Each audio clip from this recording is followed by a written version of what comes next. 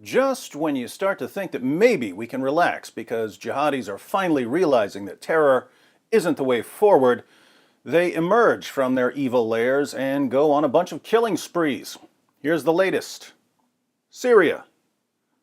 The debate over the Trump administration's decision to pull U.S. troops out of Syria has reignited after the deaths of 4 Americans in a suicide attack. 2 U.S. service members, a defense contractor, and a Defense Department civilian were killed in an explosion in the Syrian city of Manbij. ISIS claimed responsibility for the attack. Both GOP and Democratic lawmakers renewed their appeals to the president for troops to stay in Syria until ISIS is definitely defeated. But the White House said the attack won't reverse Trump's decision. There are about 2,000 U.S. troops in Syria. A global coalition has been fighting Obama's JV squad for years, and ISIS is still blowing things up. I'm beginning to suspect that the tiny minority of extremists isn't so tiny. Kenya. The death toll rose to 21 in that terror attack at a hotel complex in an upscale section of Nairobi, Kenya. At least 30 others were hospitalized in the coordinated attack, in which an unknown number of gunmen set off bombs, barged into a hotel, and started firing. 50 people were still unaccounted for yesterday after the siege that lasted for hours. Authorities said all the attackers, suspected to be from the terror group al-Shabaab, were eliminated. Among the dead was American businessman Jason Spindler, who had survived the 9/11 terror attacks in New York. Spindler worked at the World Trade Center in 2001. He was late to work on September 11th and was just coming out of the subway when the first plane hit. Now he's been killed in a completely different country by a completely different terrorist group because that terrorist group follows the exact same prophet as the group that launched the 9/11 attacks. Egypt.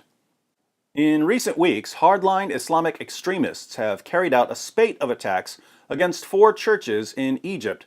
Persecution watchdog International Christian Concern has reported all 4 churches were in the midst of seeking official recognition from the state to carry out worship services.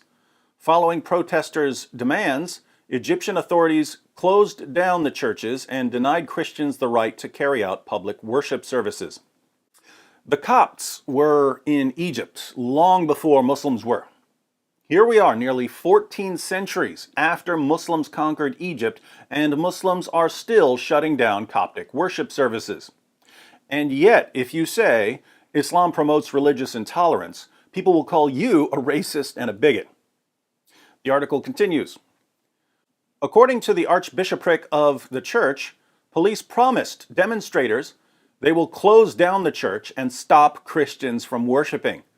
A statement issued by Archbishopric of Al-Minya and Abu Qirqas reads, more than 1,000 militants demonstrated against the church, chanting offensive and inflammatory statements in the presence of security forces. They asked them to calm down and promised them that they would do whatever they wanted to remove the people, i.e. Christians, from the place and close it. Police officers arrested the church's priests, transporting them in a car used to carry animals and garbage. Well, it makes sense for Muslim authorities to transport priests in a car used to carry animals and garbage, since the Quran declares that Christians, along with Jews and idolaters, are the worst of creatures. Surah 98, verse 6.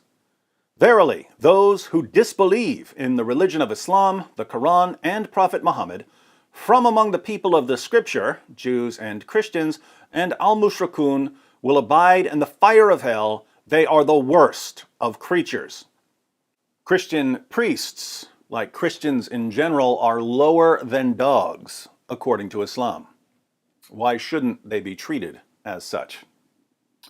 Here in the United States, we have a Georgia man was arrested Wednesday on suspicion of planning a jihad attack on the White House, other high-profile national targets, and at least one Jewish site in the nation's capital. Jallal Taheb was taken in after a year-long FBI sting operation that grew out of local authorities' fears that the 21-year-old Muslim living in Cumming had become radicalized, changed his name, and made plans to travel abroad, according to a criminal complaint filed Wednesday with a federal court in Atlanta.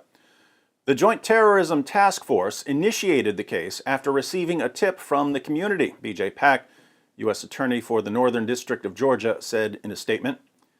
The attack was supposed to come Thursday, and the complaint states Mr. Taheb was arrested immediately after picking up the planned weapons: 3 semi-automatic assault rifles, 3 explosive devices with remote initiation, and 1 AT-4, an anti-tank rocket launcher.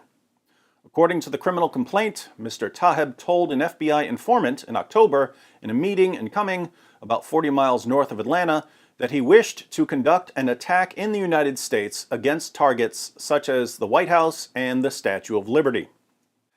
Taheb made the classic American jihadi blunder. He started blabbing about his plans to FBI informants. If he had kept his falafel hole shut, there would have been some sort of massacre. Why?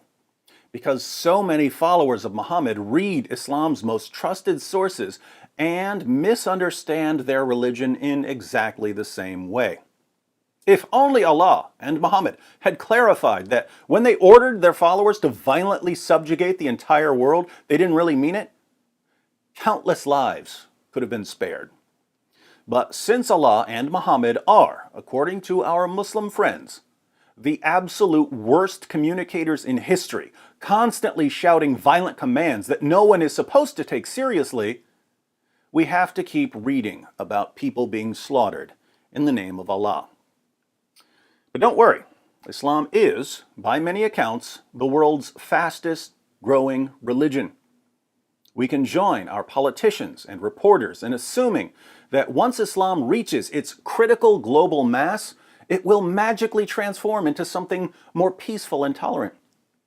And if it doesn't, well, we'll all be killed or subjugated or converted.